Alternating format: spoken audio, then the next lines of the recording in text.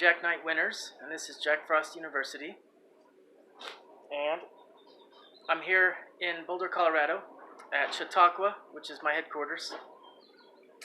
And today I'm going to be talking about something kind of sensitive, a very sensitive topic, satanic ritual abuse, MPD, which is multiple personality disorder, dissociative identity disorder, which is DID, and altered personalities. Okay. So like I said, it's a sensitive topic today. This is not a trigger video. I hope this doesn't trigger anybody. I'm not designing this to trigger anybody. I'm not going to go into the details of the actual trauma that people have occurred or have gone through. So the different types of things that would cause a person to have multiple personalities. I'm not going to, so hopefully I won't be triggering anybody. So this is not a trigger video. So I wanted to, first off, I'm going to talk about my experiences meeting people that have gone through SRA, satanic ritual abuse. And then I'm going to get the other section, the last half, I'm going to talk about my advice that I would give to people, victims of SRA, okay? So just a little bit of background. At the age of 23, I had a nice career, what I consider a nice career. I was in IT.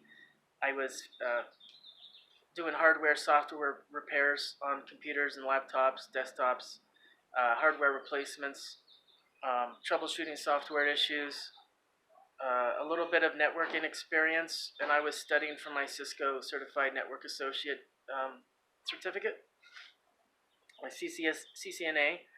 I had bought my first house at the age of 22, 23, and I had a brand new car, and I was attending a non-denominational Christian church in Citrus Heights, California, next to Sacramento. I liked my career. I liked what I was doing, and I was good at it. That's kind of a winning combination when it comes to making money and being industrious, is to be good at what you're doing and to enjoy what you're doing. That's like a magical formula. So I was doing really well financially. I always had plenty of cash. Sometimes I kind of regret that I walked out on all this, because I don't know that I got much out of it except for knowledge about how this planet really works. And I don't know what I'm supposed to do with that. But anyways, so like I said, I had a brand new car. I had a girlfriend. I was attending church. I owned a mortgage on a condominium. Wasn't renting. I owned a mortgage. And I was about to buy a second house. I had rental income coming in from one of my first house, my first condo, and so I took that contract to my real estate agent, and I said, hey, I'm getting income from this house. I want to go buy another. And at that point, after I spent about a year in prayer, and I guess at that point I wasn't doing much meditation. It was just prayer.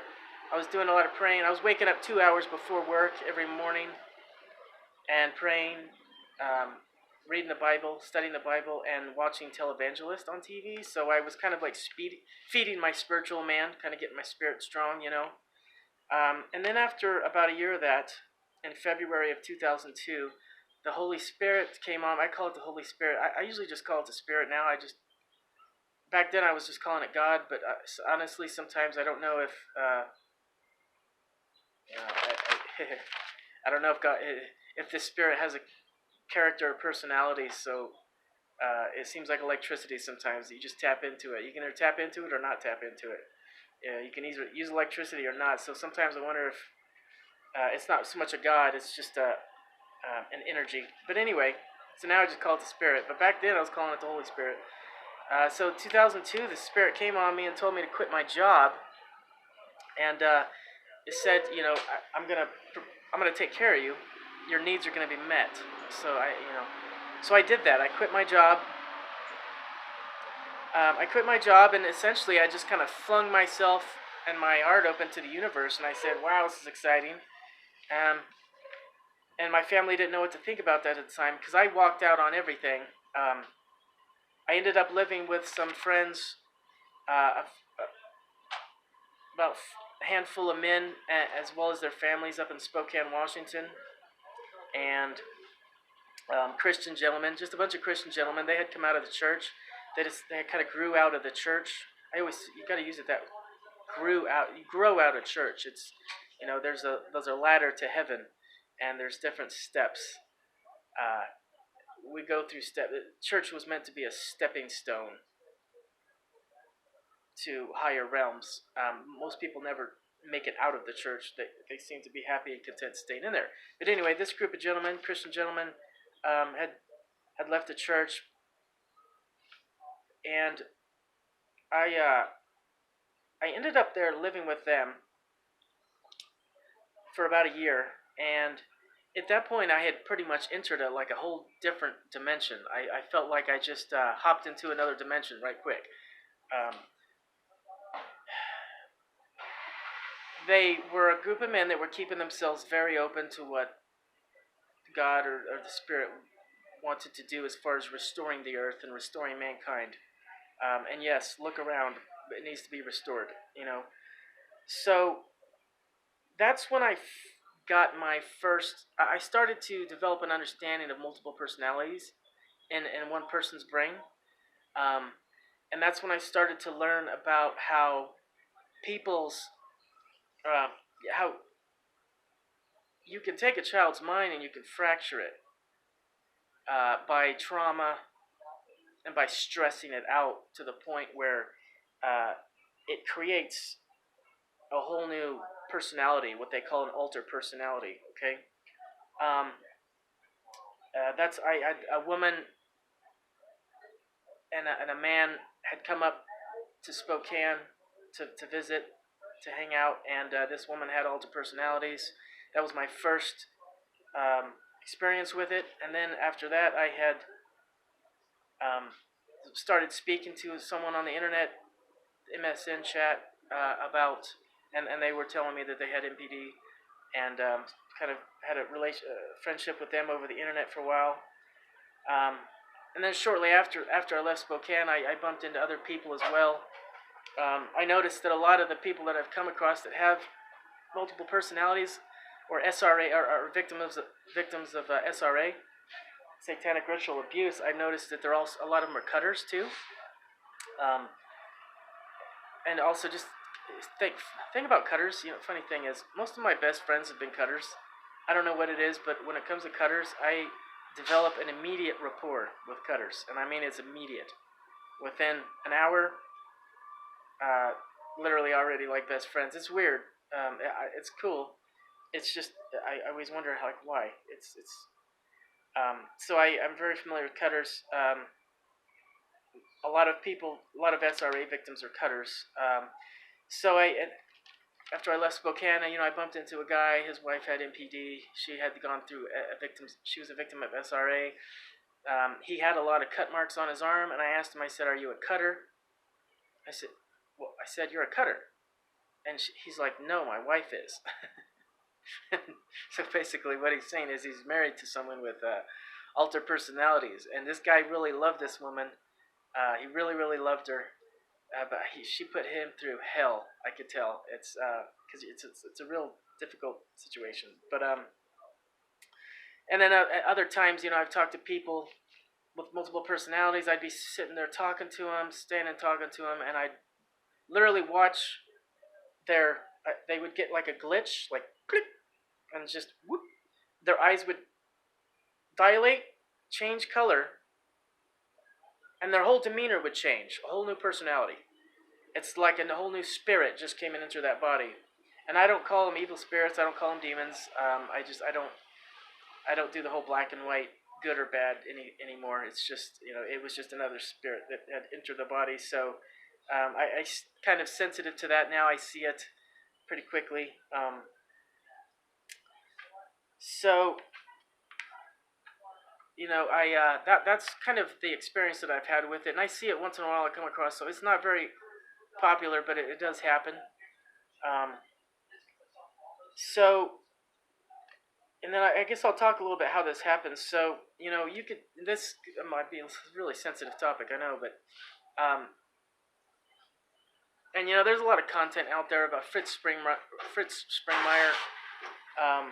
wrote a couple books on the Illuminati formula for creating a totally undetectable mind-controlled slave or something. Very, very detailed, very detailed schematics of how the brain works and how to, because the brain is just a computer, really. And if you can partition a hard drive on a computer, you can partition the mind as well. So, the process is, and like I said, I'm not going to talk about the actual traumatic events that would cause this split or cause this stress, but I'll just say that, you can traumatize a child and torture a child to the point where they're under so much stress that their mind just creates this character. Okay, and as time goes by, this new personality, this new alter, what they call an alter personality, can have its own set of identifying characteristics and attributes and personality. It's a whole new personality, literally. That's why, like I said, the eyes switch over, change color, and all kinds of stuff. And from that, they would all have handlers at this point because and it's Russia has been known to do this. The military, the Navy, they've been known to do stuff like this. And that's pretty much all I'll say about that. But and you can a handler will their handle, because they all have handlers. They can trigger certain personalities to do certain things with stones, coins, trigger words. They can say a trigger word. They can maybe a certain sound or a song. There's all kinds of things that you can do, and every programmer has their own kind of way of doing this. And by the way, this is not new. This is nothing that's new. King Solomon said there's nothing new under the sun. There really isn't. Everything's already been done. I know I talk about Atlantis a lot, but that's because it's very real to me. Pretty much all of society, all of our laws, banking, medical, everything that exists came from ancient Egypt. And everything from Egypt came from Atlantis. All this technology was known in Atlantis prior to the flood. In fact, this might have been what caused the flood, stuff like this.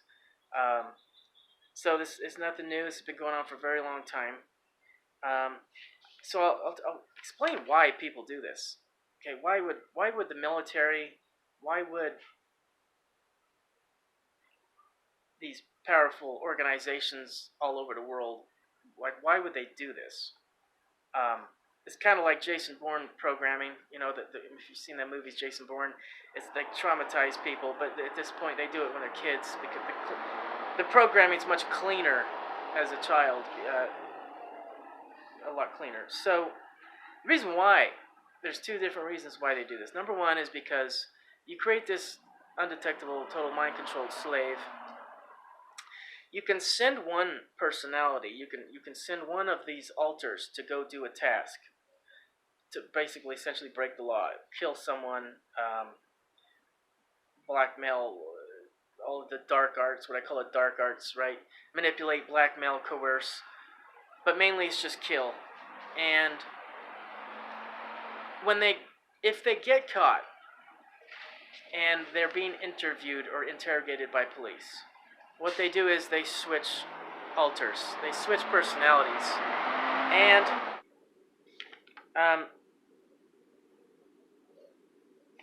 when they're being interrogated by police, it's a whole new personality, and this personality is unaware that another personality in their head committed a crime. So it's plausible deniability or something. It's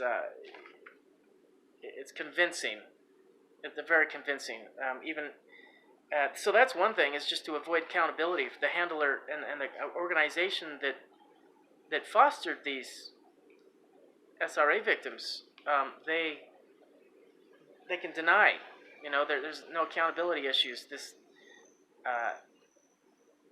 if they get caught, they're not going to give any information about the organization they work for. So really, it's just a way of creating people that can perform these tasks and basically kill people, and not get found out, and not lose, and not be accountable for their actions. The other part is to hide their thoughts from God, and I know people may not think that's possible, but you can fracture people's minds and do things with the computer that you can literally hide your thoughts from God. And I'm not really going to go into detail on that, but people may not think that's possible. Then why are they doing it? You know what I'm saying? I mean, so so now I guess I wanted to give, like, now that I've said that I'm aware of what's going on and how it works, I was going to give my advice to victims. So here's my advice to people who've gone through this, because it's real. I mean, I've been like paying attention to this for 20 years. You know, I'm familiar with like Arizona Wilder and all that stuff.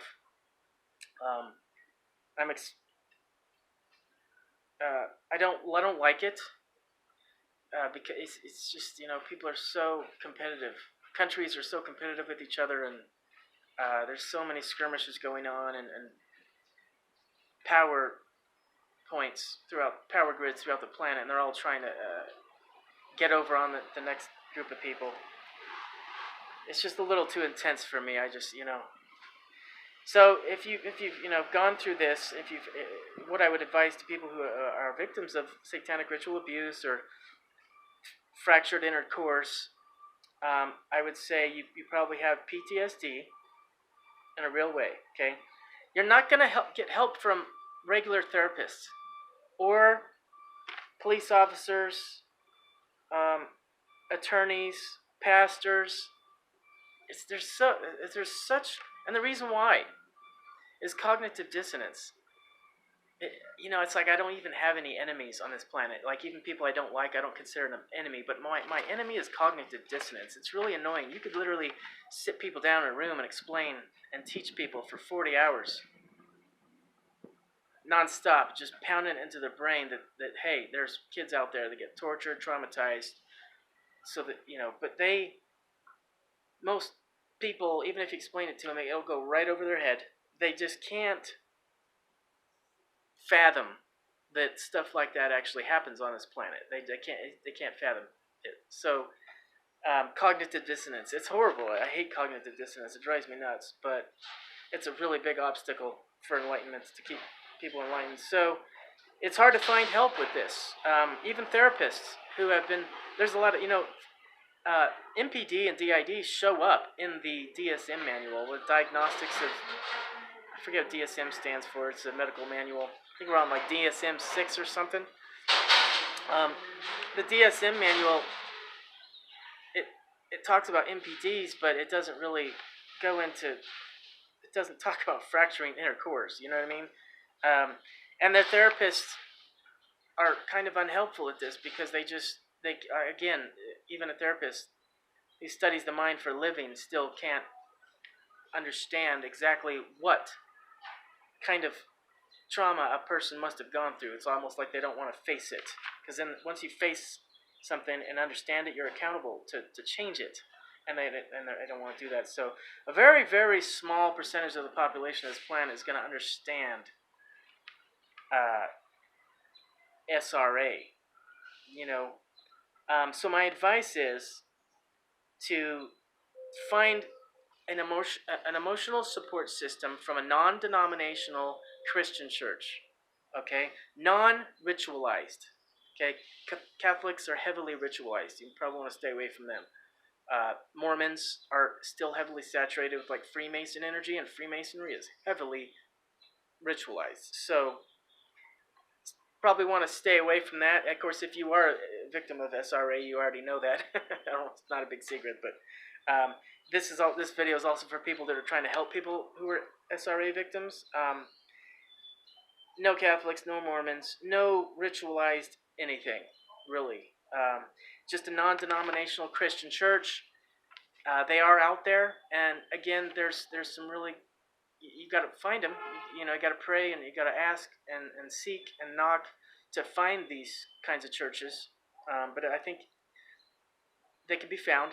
And, you know, the pastors don't have to necessarily, they won't understand the intrinsic complicated details of fracturing inner cores and assigning personalities to each one and triggering and handling and all that stuff. They're not going to get that. But at least they might have the heart to recognize when someone's wounded and to help them out. Okay? So that's my advice. Non-denominational Christian churches, unattached, unaffiliated, just riding on pure spirit power. You know what I mean? Spirit and heart. Also, surround yourself. You're gonna have PTSD because your body's been, their bodies have been saturated with adrenaline, because that's a key component in the whole formula is adrenaline. So you got to get the adrenaline out of your body. You do that by surrounding yourself with non-threatening people and non-threatening environments. Okay, see how I'm surrounded by nature? Get up in nature. Lakes, rivers, trees, pine trees. Surround yourself by things that smell good. Animals, friendly animals. Okay, and basically just avoid. Obviously, if you're a victim of SRA, don't be surrounding yourself with assholes. Get away from assholes. If people aren't lifting you up and helping you be your best self, tell them to fuck off. Okay? Do not tolerate anyone who's trying to bring you down. You don't have time for that. People who've been wounded and have PTSD, you don't have time for that shit. If they're not 100% lifting you up and supporting you and helping you and making you be a better person, helping you find your better self, any negativity, just throw them out. Just discard them. Because the faster you discard those people, the faster you can start making more time to find the right people to help you. So, also, this new thing that I just found a couple of years ago is ASMR. It's called ASMR. If you type it into YouTube, you get some really nice videos. And the reason ASMR, Autonomous Sensory Meridian Response, is what it stands for. Okay, it's that feeling you get. Most people get this starting in kindergarten, and it's usually a teacher or a friend that does this. So ASMR is describing that feeling you get when if you ever had like this tingly feeling in it's called the tingles, tingling feeling in the base of your skull, and it works all the way down to your lower back. It's just this really good feeling. It's a tingly feeling, and it's But now that you have a medical term for this now, autonomous sensory meridian response, it describes that feeling. Okay, the reason why we get that tingly feeling is because we can only get that feeling when we're around someone that is non-threatening. That's what creates the tingles, non-threatening. And for people with PTSD, victims of SRA, this is perfect. Okay, I suggest a lot of like ASMR videos. Okay, a lot of nature, and also last thing I want to talk about, besides getting the adrenaline out of your body, you need to get the adrenaline out of your body. Marijuana. I'm gonna talk about marijuana. Okay, marijuana is a really tricky herb. There's been times when I was younger, I went literally ape shit on this stuff. It's just a tricky herb. It can help, but it can also cause major problems. So, but the thing about marijuana is that marijuana, when you saturate your mind with THC, it kind of causes like a numbing effect. And what marijuana can serve for the purpose of bringing down the walls that have been constructed in the minds of people with multiple personalities, or alter personalities, because the mind has been fragmented, and it's these partitions have gone up in the brain to keep each personality completely separate from others. Okay, partitioned. Okay, but what marijuana does is over time of like 3 years, 5 years, it can bring down all those walls. Okay, to where that's why marijuana is a healing herb. It was created for healing. It's just difficult to handle sometimes. It's better if you're older, like above the age of 30. Younger people don't handle marijuana very well, I don't think. I know I didn't. So you know, with a lot of discretion and with a lot of maybe prayer and asking the universe, hey, is this the right thing for me? But marijuana can help a lot. Marijuana and ASMR videos can really help people who have PTSD or have gone through this trauma. So something to consider. So that's pretty much it. This has been a longer video than I thought. Yeah, it's a real thing, and I know about it. And I'm not at the point where I can. I don't think I can help person to person, face to face with this, because at least I don't think so. Because I have my own issues and trauma, and I have my own triggers. So when I get to that point where I'm not triggered, because I still do get triggered, cops trigger the fuck out of me, and I get really angry and irate around cops. So I don't really think I can help with this. But I can advise. And that's about all the help I can actually offer at this point, is to serve as some kind of advisory position. Okay, so I hope you enjoyed the video. Thanks. Bye.